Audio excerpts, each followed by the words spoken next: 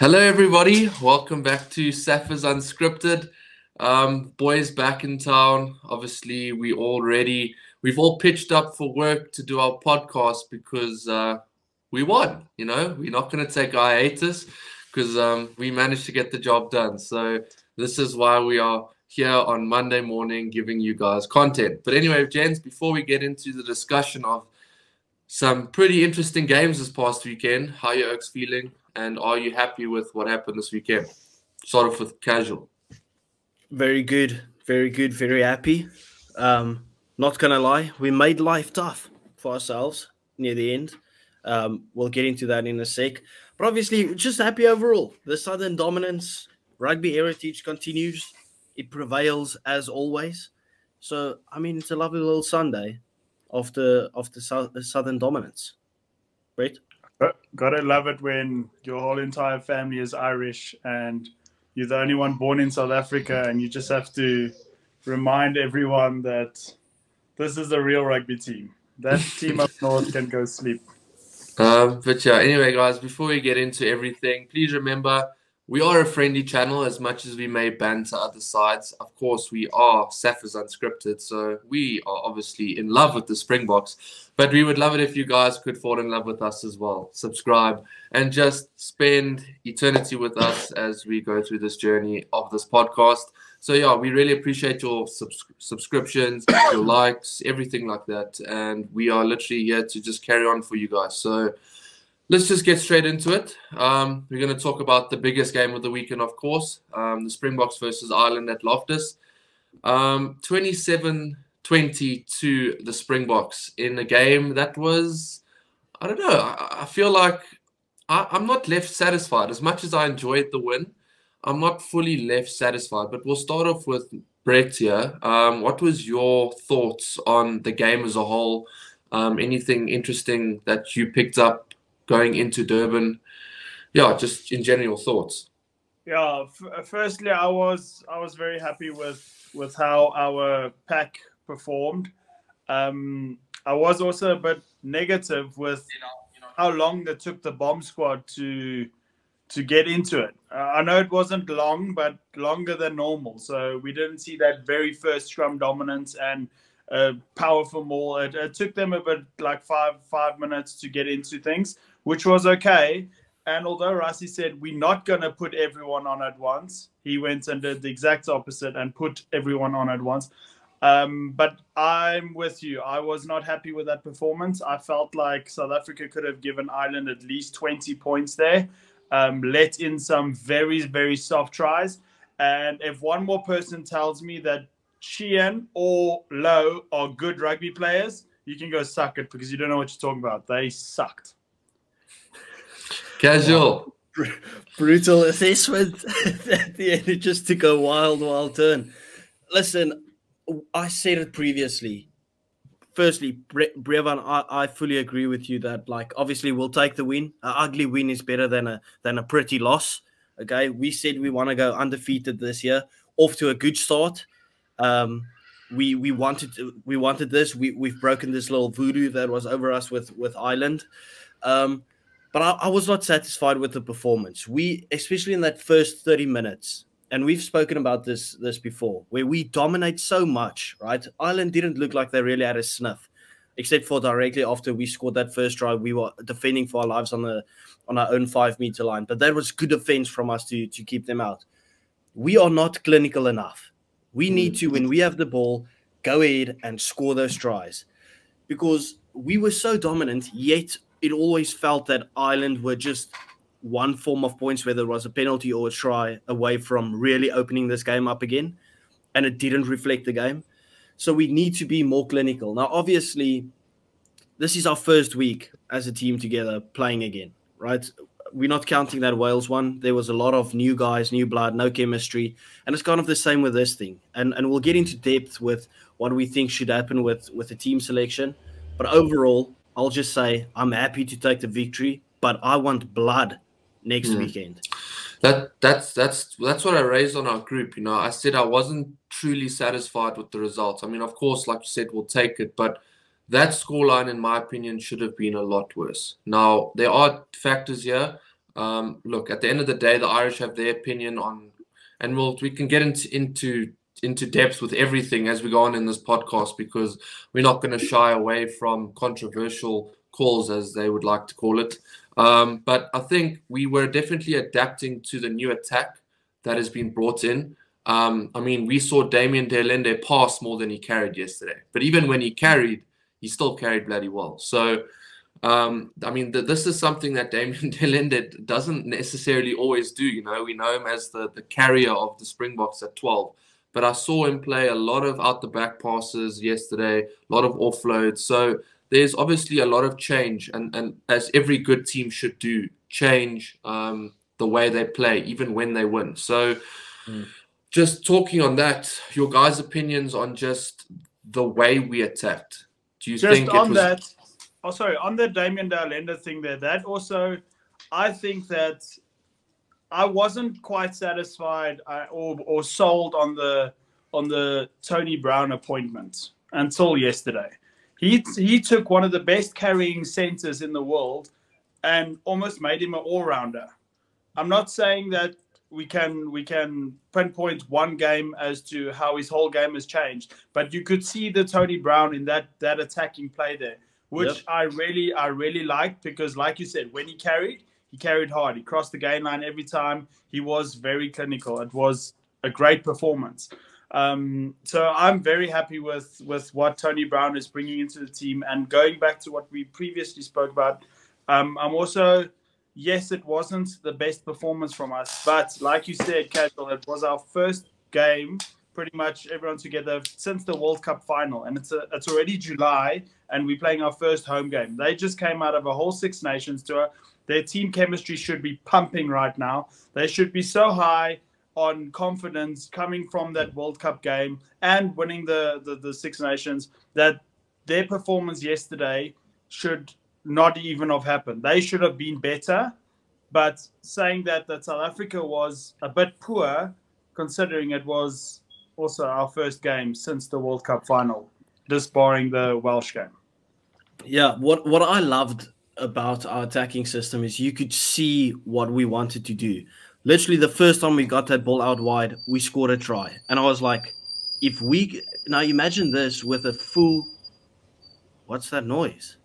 It could be something in the background, a car brakes or something. Maybe. Maybe. Because of the cold in South Africa, so could be.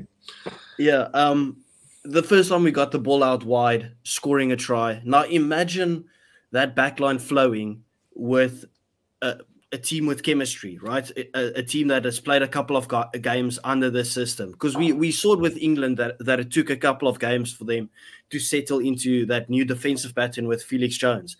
And it's going to be the same with our attack. And now you've got Damien de Allende, who literally yesterday caught the ball with 3 players on him, bumped all 3 of them, and then went over the gain line. Now you've got a Damien de Allende that diversifies his game. You don't know, is he going to do a little chicken wing pass? Is he just going to run through you like you're not there? Like, it's scary. Once again, that Damien and Jesse Creel combination yesterday was brilliant in my opinion. But I want to bring up a point, and I'm going straight to Brett with it. If we play this game, I felt yesterday the combination of Faf and Andre, I know we can't judge it on one game, but we know they don't play the quickest form of rugby. They did not look like they can play this system. Andre is not quick enough as a 10 with his passing or carries the ball good enough. I think the likes of a Mani Libok would be brilliant in this system. He's quick and he knows how to read the game. Or, well, Sasha, actually. But you get where I'm going. Brett, what's your thoughts on that? Yeah, I completely agree with you. It's not a secret that I'm not the biggest Faf fan. But yesterday, that combination did not work. It was actually a snore fest trying to watch them like do whatever they thought they were doing. But we needed a change earlier on in that game, especially when Pollard was missing all those kicks. We bring Sasha on to be the next kicker. I'd rather, if I was sitting in that coaching box, I'd say, at this point, I don't care if we lose, but now all you're doing is you're putting this world-class fly-off in quicksand, and if he misses another kick, that's his confidence gone. Because as a fly-off, you're not just thinking, now you have to rewire your brain that I have to now be a good 10, although I'm the worst kicker on the field. So there his confidence is gone, and now he makes one mistake as a 10, carrying or being too slow or giving a shit pass, and then all of a sudden that's confidence down the drain. So I would have made that change a whole lot easier. The big thing for me was kind of like,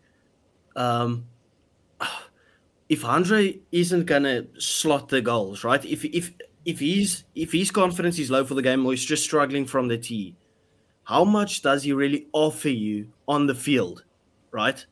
Because then Sasha would just be better, right? Because we have Andre there to kick the points. But if he's not kicking the points, we've got better to play in that position if we want to do this running game brand.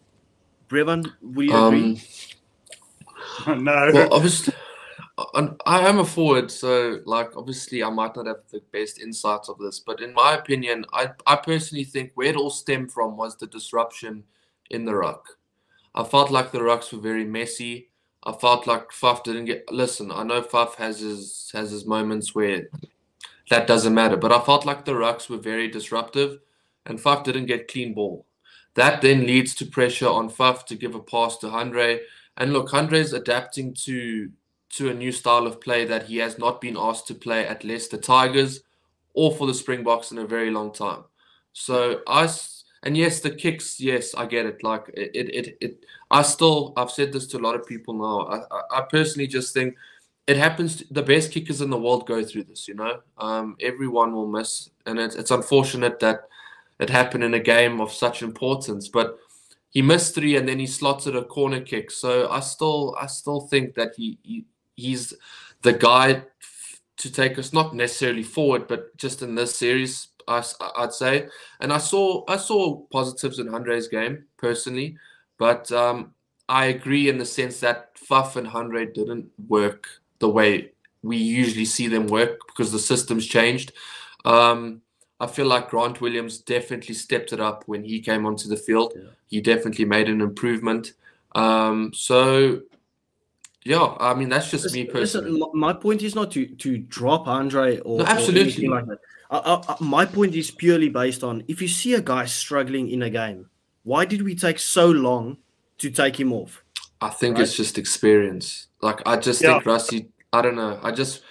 Imagine we had put Sasha on, and I'm not saying Sasha would have choked because the kid already looks so mature, but it's just that risk goes if you put Sasha on and just something along the lines of, I mean, it was a 7-point ball game at the end of the day, and we can get on to why that probably shouldn't have been, but it's a 7-point ball game. If Sasha's on the field and he maybe doesn't make a kick, because like I said, it happens to anyone, or he misses a tackle or something like that, that immediately looks bad. I mean, look at Marnie. I feel for the guy because Marnie got chucked in when Andre was injured. He couldn't really just get introduced like slowly, and he just had to get chucked in the deep end. And when it went bad for him, I mean, a lot of South Africans turned their back on him, which isn't great, but you know, it's tough. So I don't want something to happen like that to Marnie. I mean, to Sasha, because that guy for me is the future of that 10 jersey, and I want him to take the Springboks forward in that jersey for sure. So,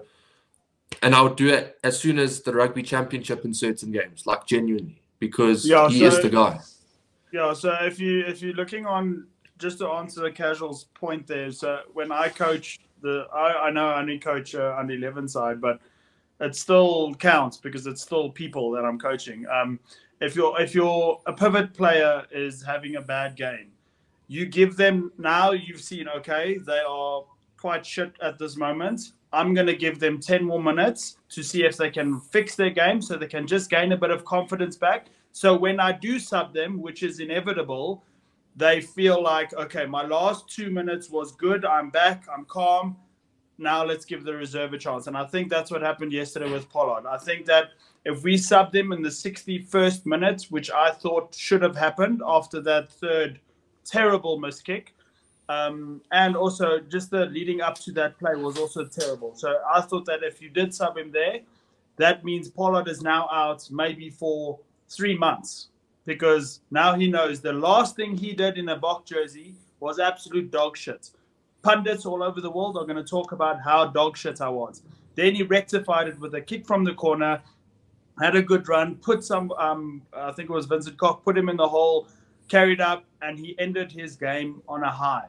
And I think that was extremely vital for Pollard's confidence going forward and South Africa's hopes of retaining or winning a rugby championship later this year.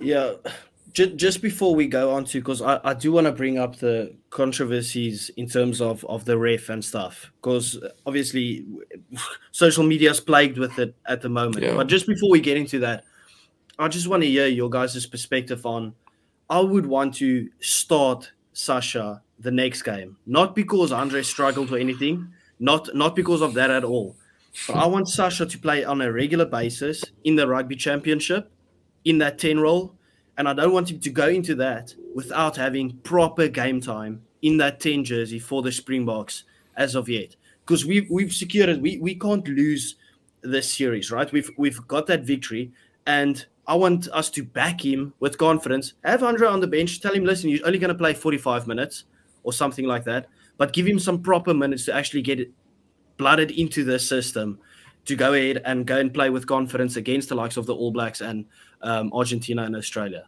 What would you guys say in terms of that? Or would you have him on the bench and just bring him on earlier? Yeah? Go. Okay, so this is, I can see Breven doesn't quite almost agree yet, but I 100% agree. So I feel like the series can't be lost anymore. It's 1-1 is it's better than losing a series. So it is what it is. But it could be a start of a generational player of note. By starting, I wouldn't start Grant Williams. I would start Kobus Reinach with Sasha Feinberg and Gomazulu as my halfbacks, and then I would honestly take Kwacha back to the bench, and I'll start Ivan Ruiz. Correct. That's the only like vital changes I would make in the team, because everybody else did their job. They did fine. Kwacha, yes, he dropped the 2 balls. He still had a very, very good game, bar those 2 drops. But it just showed me that he would rather say to himself, I have 10 seconds to get into this game, than let me ease myself into this game. So he is a better bench player. That is what it is. But Reinach and Sasha have to start at halfbacks, and I promise you, you're going to see magic. Yeah, you know what? At the end of the day, I completely understand where the thought process comes from. I'm also very keen to see what Sasha does in a starting box shirt. Like, I'm itching for it. But I've always been more of the cautious type of person, you know. I obviously don't like to necessarily experiment too much. Maybe it's just because this series, I mean, to me as a fan, is and I'm sure it is the same to you guys. This series to me is like very important, you know. I don't want them to walk away with the victory from this series. I really don't. I want a 2-0 victory, and then I'm happy. We can go and lose every single, even though please don't let this happen, lose every single rugby championship game with Sasha at 10, because I know it's going to work out in the future, 1000%. It's just something about this series is just super personal, and as much as it is to the Irish as well. And I don't know, but like I said, I'm just a very cautious person in that sense, where I would want Andre to maybe start, but at the same time, yesterday I would have liked to see, we're filming this on Sunday, obviously, I would have liked to see Sasha get more minutes, for sure. I think he didn't get enough, in my opinion. I think he should have got more, and it has to happen at 10, so there is no like Villy come off or Jesse come off. I want it to happen at 10. I fully get what you're saying, but like, I wouldn't want to see Sasha in a rotated team necessarily. Like, if you put him in there with the normal Damian Dialenda, Jesse Creel, the normal back 3, and you put in, let's say, Ivan Ruiz, like 2 changes. I want him to play a big game, like against Ireland. And I don't think like that would make so much of a difference that we all of a sudden, are we actually going to win this game? Because we need to back him. We need to back him as the future talent. And that's what maybe he shouldn't start, but I would like to see him play at least 30 minutes in the game. Would you be down for the idea, like, say Sasha starts and he plays 50 minutes and Andre plays the last 30? Would that interest you? That's what I literally said. Like, I wouldn't even mind if they just split it straight down the middle. Said, listen, I don't think a half is. I think that's too short. A half is a bit short. No, but you get what I mean. Guys, no, it has to. Sasha, this game I think is very vital for a guy like Sasha, just to imprint his footstep on his career, because he's going to. This is what I would do. I'm not Rassi, so comment section they're gonna go at me again like they did in the last video. But Sasha needs to start at 10, and when Pollard comes on to 10, Sasha can move to center or to fullback. Give the guy his full game of rugby. He's signed up there in the team as utility back slash fly half. Give him his full game at wherever you want him elsewhere. But with Pollard coming on a cool head, with Sasha also on the field at the same time, that will do wonders for his confidence. It will do wonders for the Springboks. And I know, Brevin, you're a bit hesitant here, but I have, as a fly-off, I have 1,000% faith that Sasha can start the game and still beat Ireland. That's how much faith I have in this Oak. Like, that's I fair. have more faith in him than I did in Damien Willemse. And I was a Willemse fan when he was bloody carving through the whole Western Cape at schoolboy level. Yeah. So, I mean, absolutely. I think, I just think lastly on this point is I'd also be down to see him play in another position. It's just who do you take off? That's the thing, because everyone else is just as important. So if you're going to play him at 10, I think you go full in and you just play him until you would normally substitute him whenever you wanted or whatever. It's just, I have faith in the guy. So I think you kind of just have to be bold and just say, listen, you're going to start and this is your chance and to prove it. And I'm sure the mature head he has at such a young age, he'd be able to handle it. Because like you said, it's the same team. You're just changing fly-offs and you're changing to a fly-off that suits the system possibly better. So yes, I can agree at some point. Let's move into the controversies. Okay, firstly, controversy. Go. Say, I did predict he's only going to play 10 minutes in our match, in our team analysis video. Okay, this is true. Well, I think we'll move on to the part where we're going to have a lot of comments come at us about this game. So we're just going to respond to what we think is coming our way. I think we'll start off with just the James Lowe incident with Andre Pollard kicking for touch. Irish thinking it clearly was out. And then obviously TMO saying, it wasn't. But at the end of the day, we have to remember what the ref's call is. What his call is. And if I'm correct, his call was on-field decision is a try. Give me any conclusive. Conclusive means it's so evident that you cannot deny it at all. Has to be 100% conclusive evidence that the ball is out. And in my opinion, there was no conclusive evidence. But, gents, your thoughts on on just that point, as there are so many. If the ref asked for anything else other than if his on-field decision was just like try or no try, right? I would have probably said, listen, it looks like that ball is still attached to his right hand. And when his feet's on the ground, I think he passed it like a bit into his leg. But it's so fine margins that I can't say that with certainty that the decision should be overruled. That's why I stood by the decision. Like, I thought it had to be a try of what was asked as the question. But I'm not going to sit here and be hypocritical, because we know if that was against us, we would be screaming at the TV as well, because I can understand why the Irish feel very annoyed with it, because it's so 50-50. And that was after they had the incident with Keller in the breakdown as well. So I think the Irish might have sat there and absolutely screamed at their TV. But I thought the right decision was made, like in terms of what was the question posed. There's no conclusive evidence. And we scored the try, just capitalizing on a mistake. That's how I saw it. Obviously, you could say we have biased lenses, which is fair, but I mean, that's how I see it. Brett? Yeah, so I see it a bit differently. I think that they shouldn't be upset with the ref's call. They shouldn't be upset with anybody. They should be upset with Lowe. What in what world? Say now he kept it in. What then? What was next? With Colby been chasing the whole game, that was going to happen inevitably. Otherwise, he would have got it, retrieved it, and then Colby would have tackled him into touch, carry on, play. Nothing would have come from it. But why would Lowe want to keep it in there? Like, what was the actual thought process? Just there because it wasn't was a penalty and it would have been our lineup probably.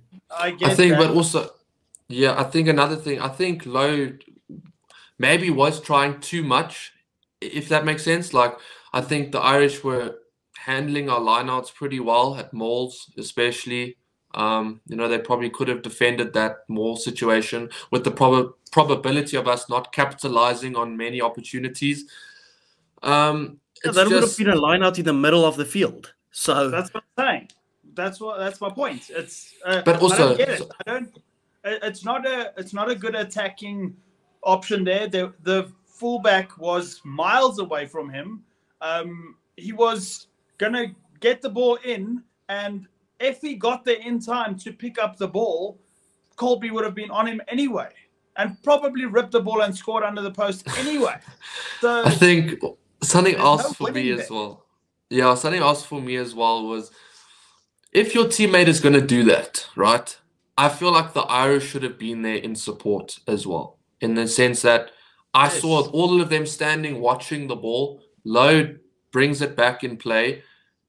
Go closer to your player. I get taught off kickoff or any kind of kick. Always try and go closer to your player to first kind of defend your player and make a kind of like difficult kind of situation for any chaser. Then you can go from there. Because if Conor Murray's closer to that ball, or whoever it was that was near in proximity or whatever, they could have just picked the ball up and played, to a fullback and cleared or something, Exactly. But yeah, it is. But can we just also appreciate what Colby did? Like, holy cow, that was insane. That's what I'm saying. That's what I'm saying. Colby is one of the only wings in world rugby that still gives a full 100% chase on every single kick for touch. You see wings that they trust their fly off so much that this was that one moment that Colby was hoping for in his whole career, because it's never going to happen. But what if it does that one time? And boom, it happened that one time. And if Lowe was out there, then David Miller's 6 in the World Cup final was a 6. Facts. Yeah.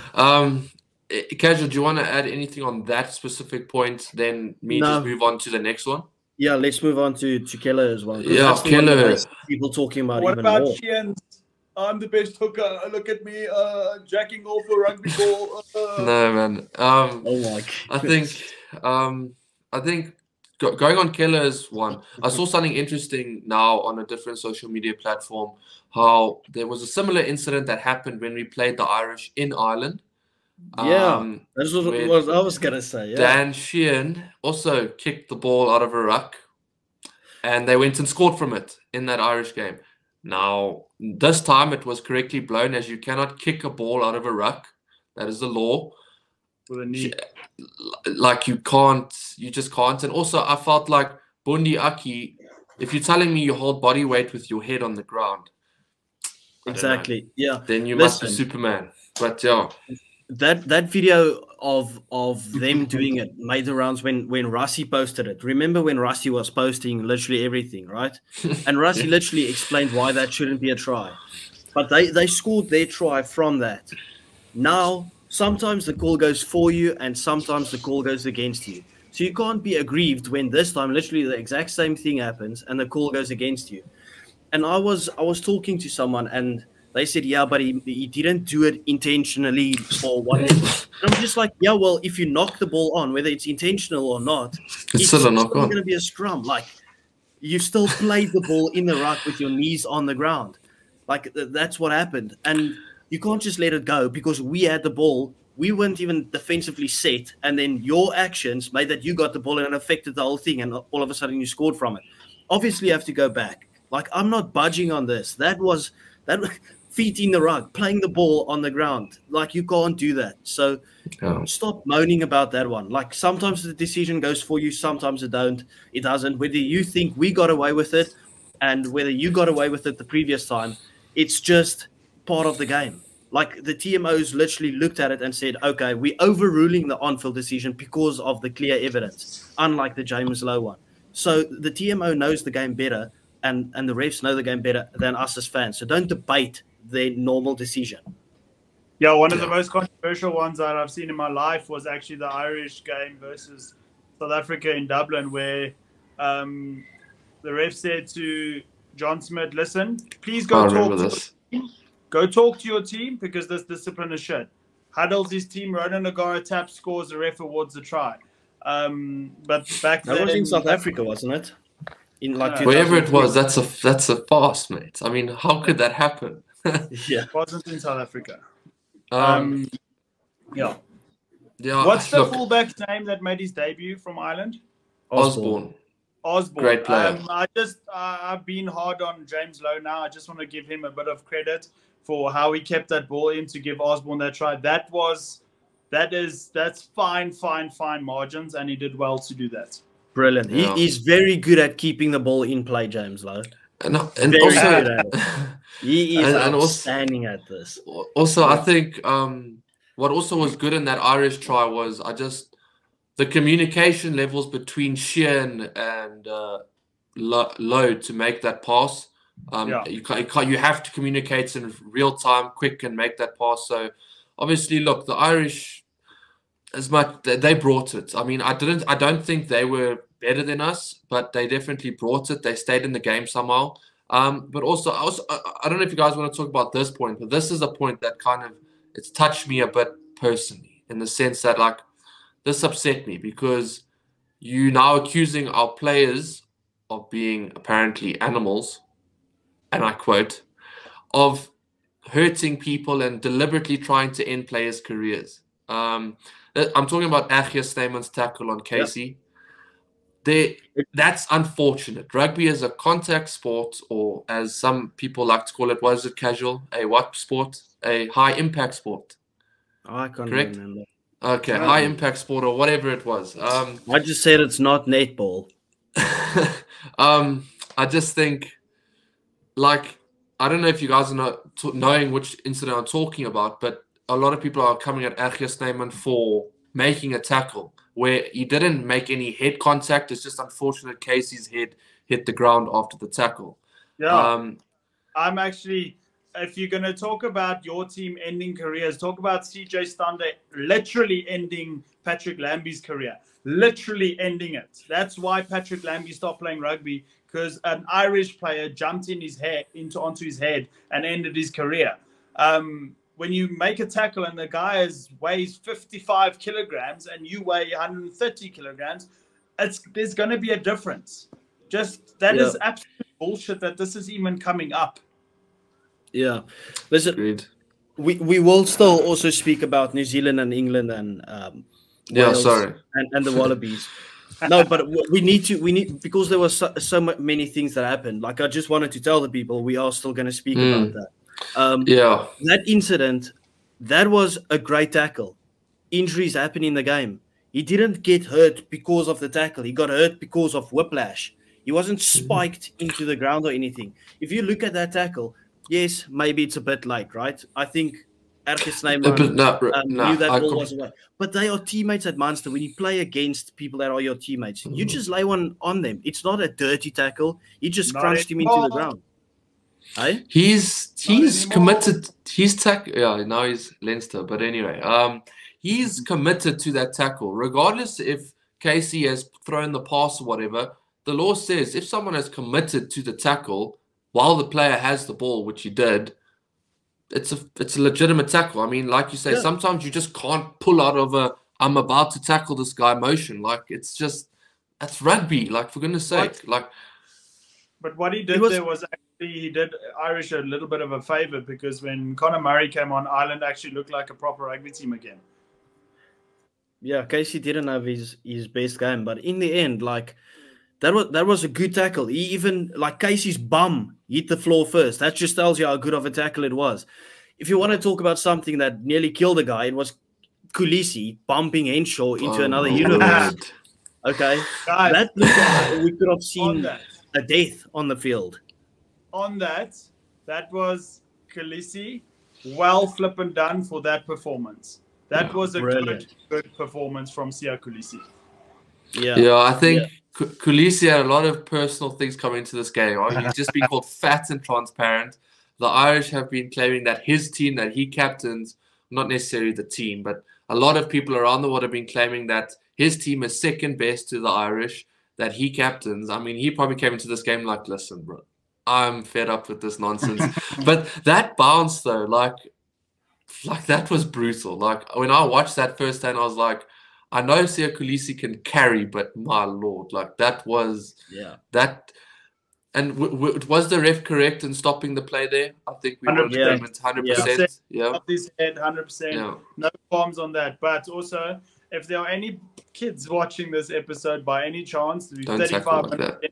Don't tackle like that. That's too high. Your body positioning is wrong. You upright. You're definitely going to go back regardless. Even if he made the tackle, he could have hit his head on the ground. Everything that could be wrong with a tackle was wrong in that tackle. Yeah.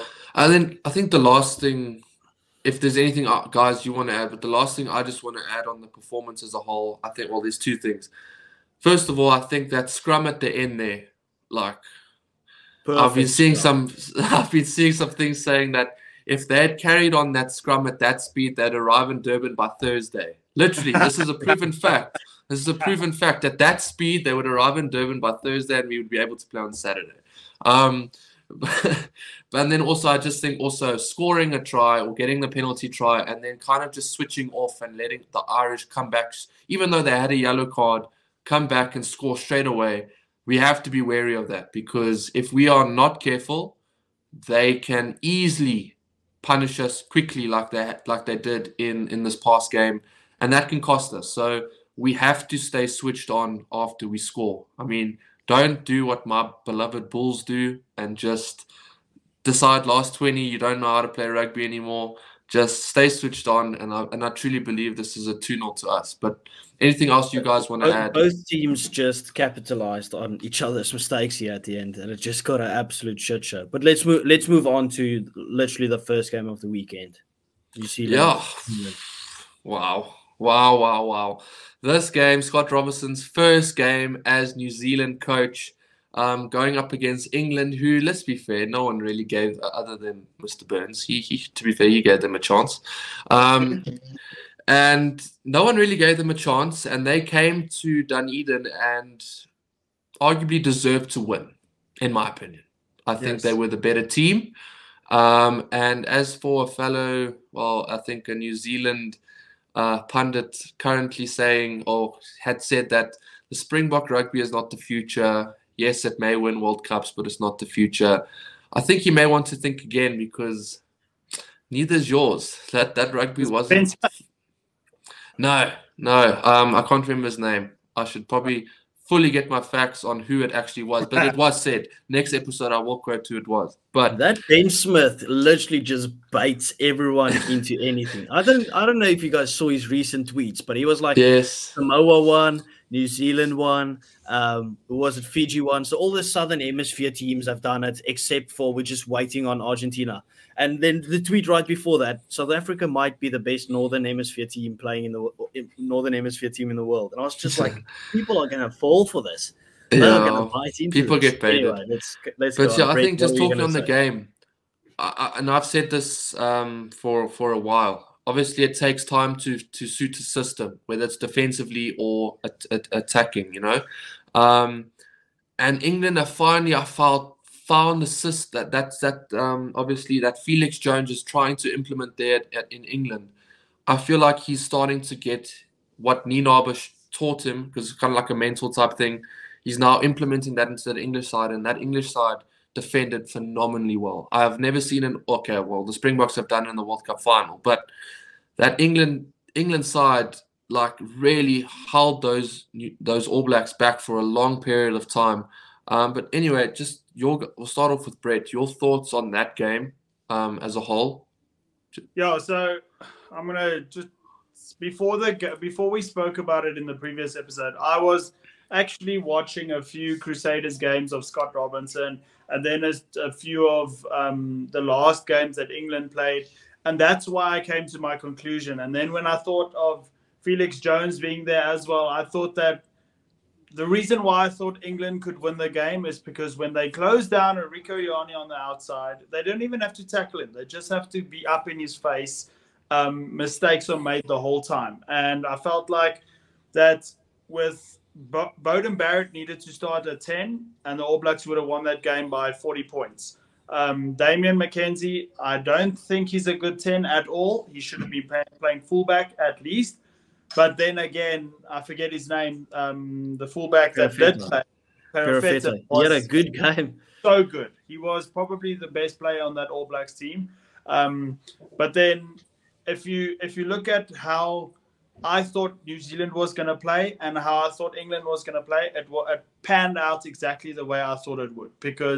But besides the score, I thought that the score should just be the other way around. Because, like you said, England was, for me and obviously for you, a little bit on the better side. Listen, I think the scoreline reflects the type of game it was. Not necessarily who came out victors, but that was a 1-point game. It was a toss-up, really. It was a proper test match. The only reason that I feel maybe England should have pipped it, right, was because of the missed kicks. If they just slotted their penalties, because that was easy kicks that Marcus Smith missed. I don't know why they didn't just switch over to Henry Slade, who's very consistent off the tee with Exeter. Anyway, they should have won that. But we all knew going into this game, New Zealand usually struggle on that first game. Like, there's no chemistry and whatever. I think next weekend we might see a total different story. I think they'll be a lot better, but it was a defensive masterclass by Felix Jones. And that Cunningham South, what a player. He's 21. Yes. He is ridiculously good. Easy 100 test for England. Yeah, best player for me, well, not best player, a solid player for the future is that Baxter. When he came on, I thought somebody put a filter on him to make him look like a baby face. The Oak looked 12 years old.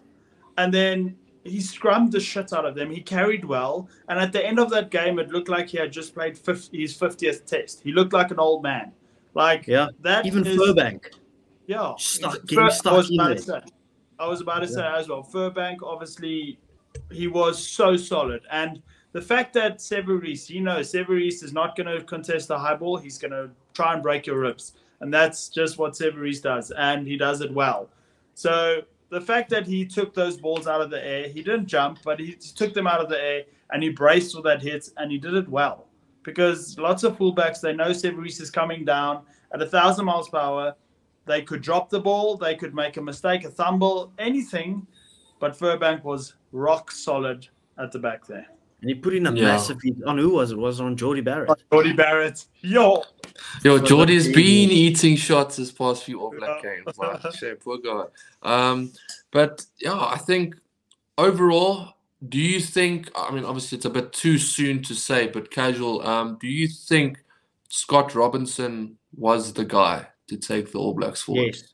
I think it was too long in the making. He was too successful, not too successful, but he was extremely successful with the Crusaders. Everyone wanted him there. He wanted it.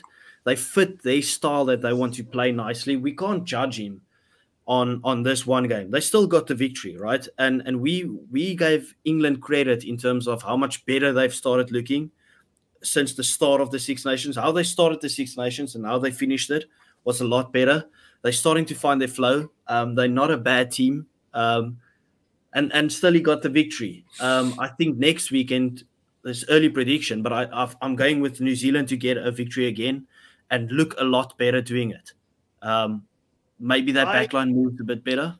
Yeah, I actually don't agree there. If they go with the same backline, if Damon McKenzie starts at 10, I'm seeing the same scoreline. I'm seeing the same very close game because besides his lack of attacking skill as a 10, because trust me, he's one of the best in the world when it comes to attacking with open space, and in Super Rugby because there's no real competition. But in an All Blacks game at 10, firstly he was like a Pollock, getting your kick clock countdown messed up. I mean, that can't happen. That's just stupid. And then missing those easy kicks. I mean, that's also. But then again, we said the same about Smith. You can't miss your kicks because then England might. Yeah, I think every 10 just forgot how to kick this week, to be honest. Yeah. But now I forgot what I fully wanted to say. But I just think that, I mean, yeah, casual. I think carry me here because I've gone blank for a sec. I don't think they're going to have a runaway victory. That's not what I try to say. I just think they're going to look a lot better come next weekend. I think they kind of needed this game struggling against England, and England will make it tight next weekend. It will probably be another 5 points this way or 5 points the other way game. But I just think they might just look a bit better, have a bit more confidence, finally getting that first win of the season under their belt. But that's just my opinion on it. Revan? Yeah, I think just with obviously my Safa coming out, I would like to see a ref that could ref the breakdowns a bit better between those two teams, because there were a lot of penalties that went towards New Zealand where they were doing whatever they wanted in those rucks, like falling over. Yeah. I mean, like, how can you give that as a holding on penalty to, obviously I can't remember who it was, but the English guy looks like he comes from the side. But that's not what the penalty was given for. The penalty was given for holding on, and all you see is two All Blacks players just fall over the ball. Nobody went there, just like he gave it to Dalton Papali'i, but Dalton Papali'i, right, didn't even realize he got the penalty for trying to steal the ball because he was just like on the ground. Yeah. You hear Scott Barrett at the end there. He's like, we got extremely lucky with that last penalty. I don't think it should have gone in our favor. Like, if you just won the game, that you could have lost the game because of that penalty going over the poles, and you say that we didn't deserve that penalty, then you know there's trouble with the refs. Yeah, no. I think that just the breakdowns just need to be refed a lot better, in my opinion, in every single game, because I feel like it's just a free-for-all at the rucks at the moment in World Rugby. Yeah. So I'd like to see a bit more consistency there all over. But we'll move on to Joe Smith and his Wallabies. What a win, guys. I mean, we're super proud of you. I mean, making the Southern Hemisphere proud, getting the win over Wales. That was 25 points to 16. Your guys' thoughts on... Let me go. Well, we'll start with casual, yeah. What was your thoughts on that game? I know that it wasn't the prettiest game necessarily to watch, right? Because when you put two teams against each other that really try and find their feet, you're not going to get a pretty game. It's going to be ugly. It's going to be scrappy. But I thoroughly enjoyed that game. Like, I watched it and I had fun watching that game. There was some true big hits. You can never go wrong with some Australian commentary. It's always good. It's not classy. It's just off the cuff. They just go for it. And I really like that game. And I think this is a massive confidence booster for Australia, right? Because they were put on the level of kind of Wales. They were actually worse than Wales. And I think as a first game back, to go and beat this Welsh team that kind of wants to redeem themselves, that is a good victory for them to get. Now, I'm not saying that, listen, all of a sudden they'll beat the All Blacks or they'll beat South Africa or stuff. But Joe Smith is a good coach. And to get that victory, because they should have won that game even further, in my opinion. Sorry to interrupt. But before you guys go, or Brett goes, I just want to say, remember, this Australian team lost to Wales, I think it was 43 in the World Cup. And that's a quick turnaround. I mean, that was last year, and here Australia are winning. So credit. So yeah, Brett, your thoughts? No, I'm actually freezing my ass off. I'd like to wrap it up now, but I also have a lot to say on that game. I do, however, feel that Kelleher should be playing fullback, not on the wing. I felt like when the few times that he did slot in there, he had a few good runs, and I prefer him at fullback. And I'm very happy to see Tapuai. What's the prop's name? What? Anyway, I'm so happy to see him back from his injury.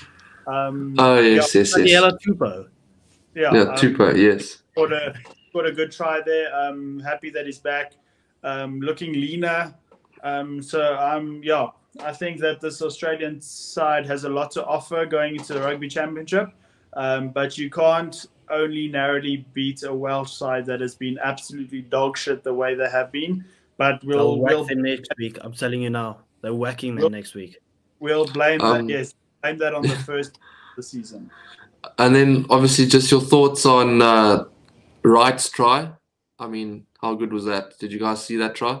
Yeah, yeah. There was a great try. But the thing is, Wright had a great game throughout. And that's probably because he was brilliant for the Brumbies as well. Like, I thought he was one of the standouts in the whole competition. Obviously, Andrew Killaway was as well. But now you've got a thing where you've got two guys playing the same position. They don't have as much depth necessarily in everything. So Killaway can play on the wing.